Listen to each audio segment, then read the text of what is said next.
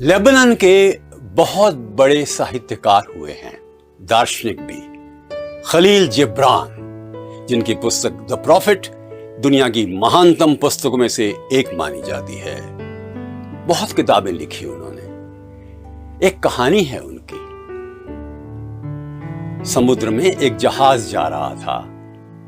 छोटा जहाज था, धीरे धीरे चल रहा था मंथर गति से।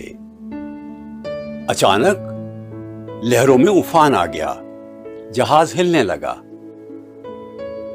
जहाज का एक मास्ट होता है, मास्ट, मस्तूल, उसको खोलना पड़ता है जिससे कि जहाज में सिरता आ जाए।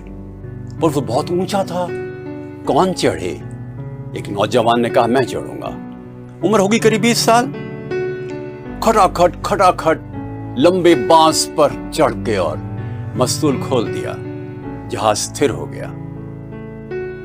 और वो बालक तो ऊपर था ना, नौजवान, उसे नीचे देखा, उसको डर लगने लगा। आसपास समुद्र ही समुद्र, व्यापक, विस्तृत, विशाल, विराट।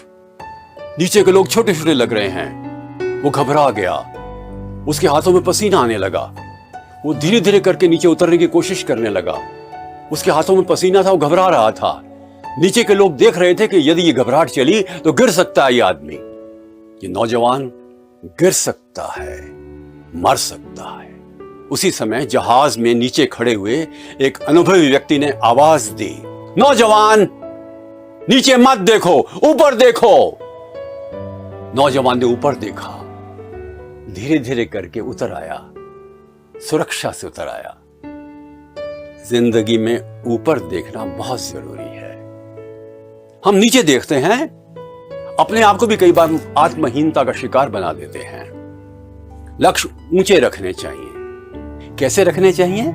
अचीवमेंट मोटिवेशन के अनुसार यदि आपकी उपलब्धि यह है तो लक्ष्य ऐसे रखिएगा, फिर लक्ष्य को बढ़ाते जाइए, उपलब्धि बढ़ाते जाइए। 10%, 5%, 15%, एकदम मत बढ़ाइए।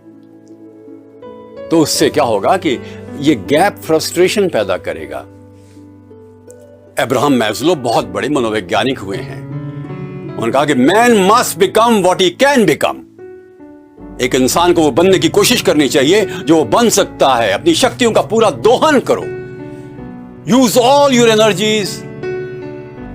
It's very very important to understand that whatever vitality, energy, competence, capability, ability we have, that ought to be articulated, expressed, exploited.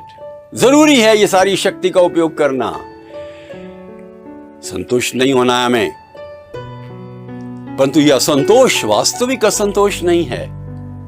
Arvind Ghosh ने कहा, यह पॉजिटिव डिसकंटेंटमेंट है, सकारात्मक असंतोष, जो खुशी तो देता है हमने जो पाया, पर साथ ही में एक आंदोलन हमारे अंदर निर्मित करता है, आगे बढ़ो,